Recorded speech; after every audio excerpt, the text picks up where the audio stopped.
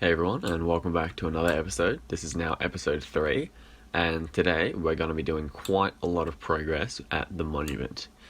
We're going to spend some time building those piston flying machines and completing the design. They didn't quite work out in the last episode. I couldn't figure out how to use the machine, but I've now done that. I now figured it out, and I'm ready to get cracking and clear out all that water.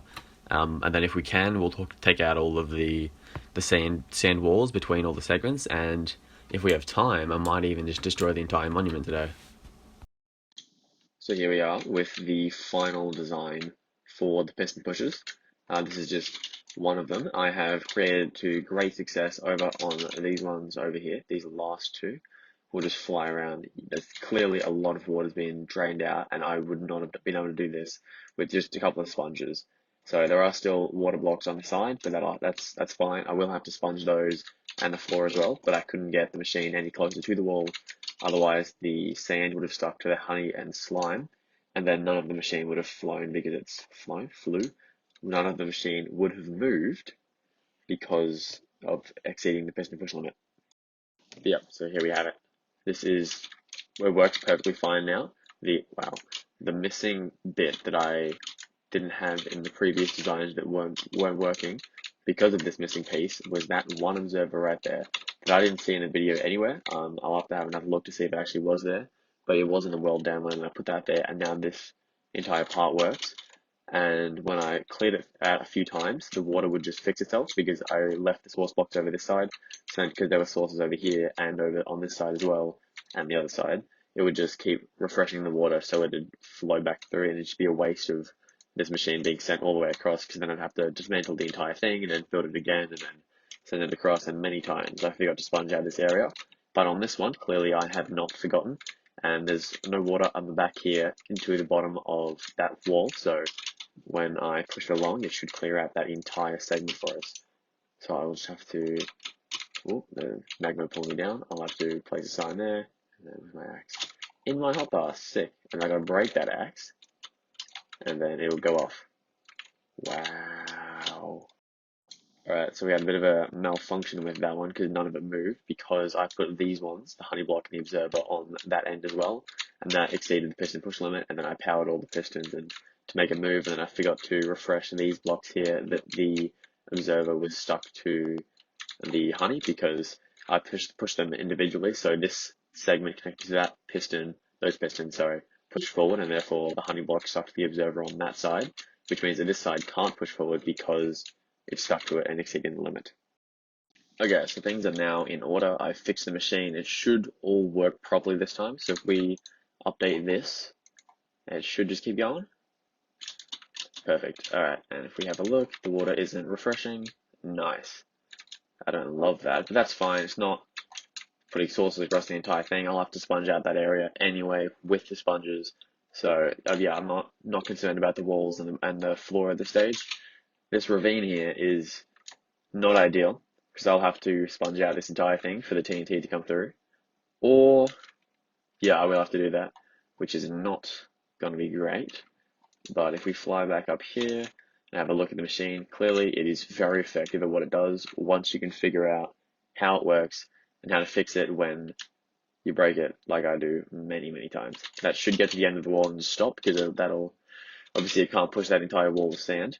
And we'll have a quick look over this side where there's extra honey blocks. That's just because I didn't want to have to redesign this flying machine in the back, and it's meant to be a 24 block wide farm machine, but this is 16 or whatever 24 minus 6 is. It's 16, isn't it? No, it's 18. Close though. So I just built this on and it doesn't push any blocks, but yeah, that it would work perfectly if there was a wall here as well. So yeah, this has been a pretty decent success. Just a quick vision into how I do this. I swim to the bottom of the area and find the highest point, sorry, which is targeted block 41, as we can see over on this side right here. And then obviously I can't place the slime blocks at this height right here because the sand will stick to the slime block and then the machine won't be able to move because that is more than the pistons can push. So I've got to go one above that and over on this wall. So I leave one block gap for just water, and then I have the row for the next wall, and then I'll have pistons with gaps, and then this is where the wall's going to be. Again, one gap away from the wall, and then I build this bottom one up 12 blocks tall. And then after completing the worst part of the build by far, I got to find the location for the pistons, which will be one block behind these. That is too low. It'll be that one right there. Just got to break these ones. Usually the bottom two aren't placed, but I'm an idiot, so here we are. And then on the walls that have the slime blocks, you need to place an observer like that. That will power the piston somehow, I believe. And it's easier to have it against the wall right here, so I don't have to swim around it or place a block for it to go on, because that's the correct direction they need to be facing. And then I'm just going to swim back over here and stand up out of swim mode, please. Flight mode, please, please, let me up. There we go. And then just go place back all of the pistons. Alright, and after placing all those blocks, I've realized that this is done incorrectly because the height that it's currently at, there needs to be 9 of these slime blocks, which there is, and then a redstone block above it, and a piston over here. But the way these pistons are moved is by slime blocks and honey blocks on the back, like that. But these honey blocks and slime blocks and sticky stuff will get stuck to these sand blocks and not be able to move. And I can't take out these sand blocks because then the water over this side will flood in, and when I sponge out all that area, it'll just keep keep filling up back with with water. So what I'm going to do is I've got to destroy these bottom layers of all of them and just shift it up one block, and then I'll just have a little bit more sponging to do down the bottom after I've completed all this area here. And just to clarify an earlier clip, I have to place the observers on the ones with the slime blocks because there'll be a slime block there and a piston right there, and the observer will power the piston through that block, but it can't be on the honey block ones because honey blocks are not full blocks, whereas slime blocks are counted as that. So the redstone can power through the block, whereas it cannot for a honey block. Alright, cool. The second wall is being constructed, and I've got to jump to the top and place redstone blocks, and my beacon over there has jump boost, but can't reach me because beacons have pathetic range, but that's okay. I won't mention that one again. So you're going to place all these, and then at a different level, we'll use honey blocks first. Just down there has to be, can I place it correctly? Yes. There needs to be a line of just normal pistons along the back of all these blocks. And then in segments of 6 blocks across, there needs to be honey blocks and slime blocks. So the slime first, and then maybe 5. Is that even 5? 1, 2, 3, 4, 5. Yes. To avoid confusing myself, I'm going to do the entire 24 blocks, just so I don't have to design a different motor at the back here. So I can just use the one in the video, and it really isn't all that expensive. Yeah, really, I don't need to use the pistons. But I've been placing the pistons on these ones as well, but because they're not actually pushing any velocity, I don't need to place them. So we're going to go without them just for now. And from here, I've got to do a piston on the back of these ones and those ones over there to connect the honey and slime blocks together. Alright, sick. And now I'll just jump on here and put honey blocks and slime blocks at the back of these in segments of 7. So that's 3, 4, 5, 6, 7. I'll grab the slime blocks. Forget that it's not a full block, and we'll go like that. And then on these ones here, we've got to use some solid blocks. I'm using honeycomb because it ties in well with the honey and observer. So you got to place a block there, and then the observer will get a signal, and then it'll send it to the block, and that will transmit it to these pistons right here. I believe that's, I'm not 100% sure on that, but I'm pretty sure that's how it works. And in the previous design over there, I placed them at the edge over here, but they're not required there, and they were just unnecessary blocks, which is why that didn't work. And then over on this one, I've got to do a little bit something like this to place the other part of the flying machine. We'll need a bit of those, and we've got to have piston there, piston, not one up there. That's fine. We'll get rid of that. We're going to place slime block that I don't have right there on the back, and then 1, 2, 3, 4 is the easiest way that I think to do it. And replace that because it's an instant mine. For honey, you can just left click and right click at the same time just replace the block like that. We need a block there with an observer coming out of it. No. We need that on the other side like that. Perfect. And then like that. And then on the side of this slime block, we need an observer facing that direction as well. So the faces are facing that way, like they all are, and the ones down there are as well. And then I'll have to grab a block of redstone. Perfect. That should be everything we need to do. So where's my signs? There they are. Place one there. That gets going. Good start. I jump out of the way. And it should just send itself across. Oh, I forgot to sponge out the water.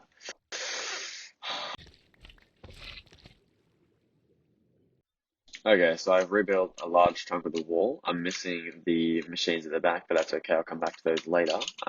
First of all, I don't understand the logic of this as to why some of the water cleared out, but not all of it. That's exactly what happened over on this one right here. The start didn't, but later on it did. But that's anyway. This is the one before. This is the one we're working on. Anyway, that's going to help us out right now when we're going to sponge it out because I've decided I'm going to sponge out the water before I place the machines because I know for a fact I'm going to do exactly what I did over there and where I've done many times and just set off the machine before this water's cleared out and just waste my own damn time. So we're going to do that right now. Okay, I have now finished remaking the entire thing. And now, as you can see from that right there, with the water missing from the back there, so it won't become source blocks when it goes through. And here we are. I'm going to do that, and I will switch to the axe, and then it should send away. Nice, that looks promising so far. Does it work correctly? Yes, it does. Good stuff. Alright, so that completes the 4 bigger segments like that of the area when that one's done. And that's these ones. So now just got to move on to these smaller segments that's going to take a lot less time, although it doesn't really. The time consuming thing is building it up, and that's not any different in regard to size of the machine. It's just distance that it'll be traveling that's shorter, and that's really minimal anyway because it moves at a pretty fast rate for something of its size. And then, so I've got to clear out these 4 and that little bit. And then after that, I've just got to go through on the sides and I will have to sponge it out. Hopefully they aren't all source blocks. They are not all source blocks. Sick. These ones are falling. Oops, some of them are falling.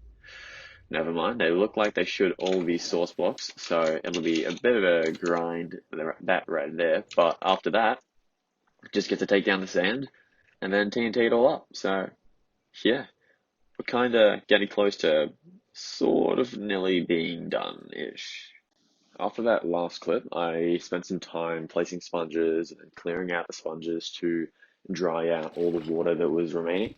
And that took quite a while, especially on the walls, because it just had to go back and forth with sponges, and it just took quite a while, because there was quite a lot of water that I had to clear out still. When it was on the ground, it wasn't too bad, as long as it wasn't too deep. But there were segments where it was, 5 or 10 blocks deep, and then when I had to come up against ravines, it just so much work. And I haven't even finished all the ravines right now. Like I've still got two or three ravines I have to get done before that's completely done. And yeah, so I went and fought the Ender Dragon with a friend of mine on the server because he wanted to get a few achievements. There was some that I didn't have, but mostly for me because I wanted to complete the hostile mobs achievement because apparently, despite all my efforts in getting a Tannerly Trident and waiting for the thunderstorm to strike, charge creepers are not included in that stat. The last one I needed was the Ender Dragon, not a charge creeper. So I wasted my own time.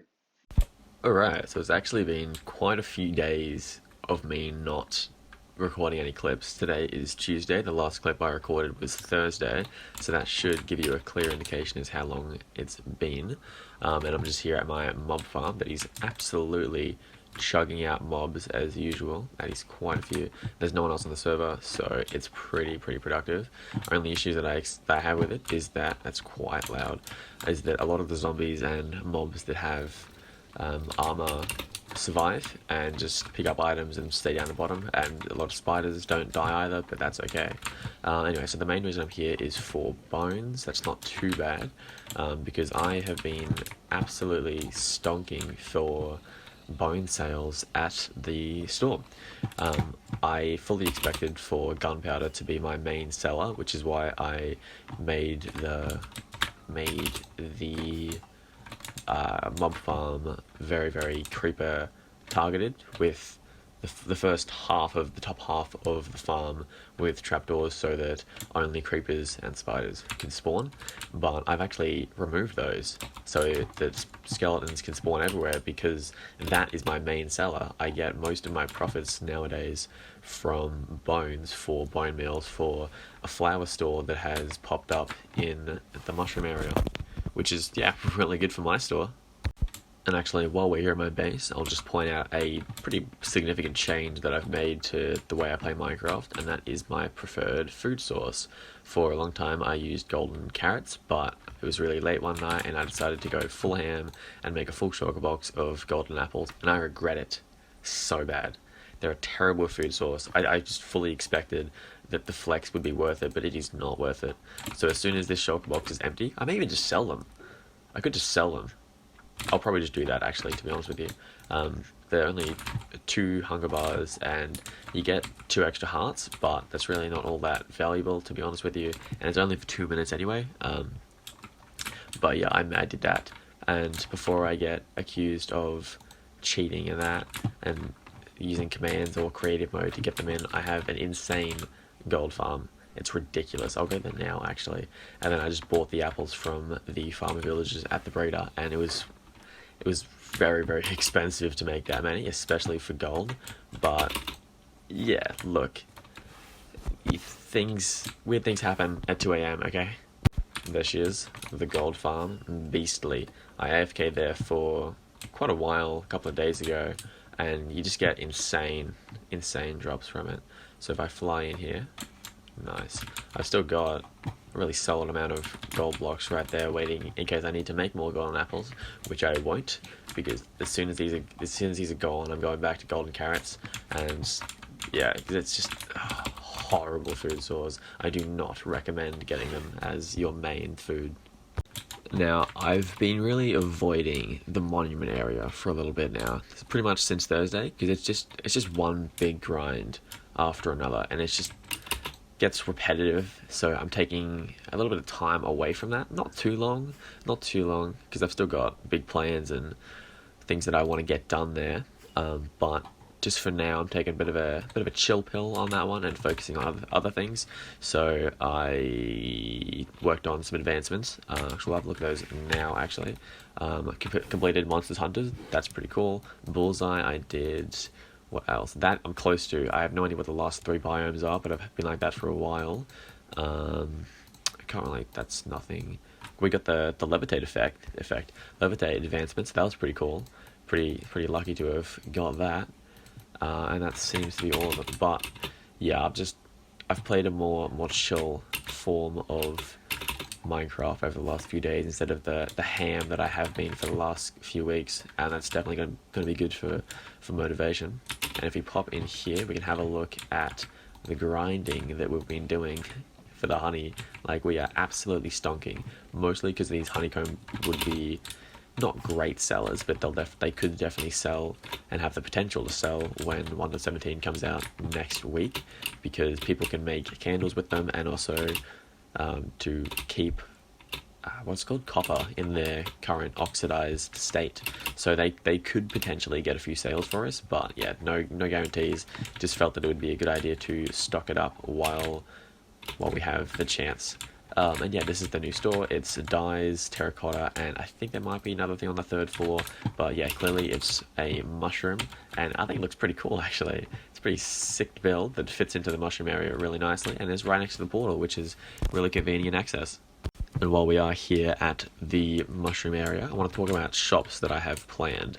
I want to do an ocean-themed store for like prismarine, ink sacs, maybe glowing ink sacs in 1.17, maybe axolotls in 1.17. That could be kind of cool, very inhumane, but very cool as well. And I might build that over here. Maybe a skyscraper, maybe an elder guardian sticking out of the blocks, similar to the creeper. I don't know, I'll decide on that later.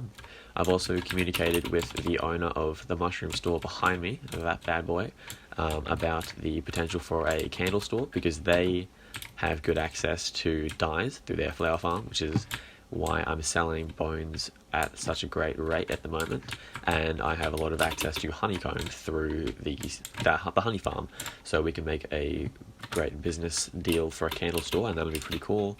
I'm also considering a TNT and fireworks store, but that'll be later on. And I'm also in the works of designing a gold piglin bartering store, because they aren't great drops, but there are some pretty valuable ones in there. Like gravel is pretty handy for people who want to use concrete, and that's kind of the main one. Maybe get a few for, actually probably get a lot of sales for quartz and blackstone, the two main ones. But yeah, we'll have to see how that one goes. And here we are, back at the monument area, and it has been quite a while. This right here is a skeleton horse head that I got from accidentally hitting a skeleton horse. I was going for the skeleton, I swear. He just happened to move, and I accidentally killed that bad boy. Let's go into that mode. Whoops. And I'm not sure if I've introduced y'all to my dog. His name is Prismarine, pretty sick. His name is that color because that's my color. And if I change my team, actually I gotta put chat onto commands only. If I go team modify, what's my team? Garlic bread, yeah. Color, let's go dark red. See, his name changes to red, as does mine, but I prefer the dark aqua at this stage, so I'm going to put those off actually, yep. And I have introduced an lodestone to this area, so if we grab this shulker box, that one always points to the area. Not all that helpful, just cool to have. So I'll probably put that in the storage system somewhere, so yeah, still pointing over there, ignore that guy. So that's pretty cool. This is a different lodestone texture than the normal one because I'm using vanilla tweaks, and that's one of the ones that I selected because I think it was pretty cool.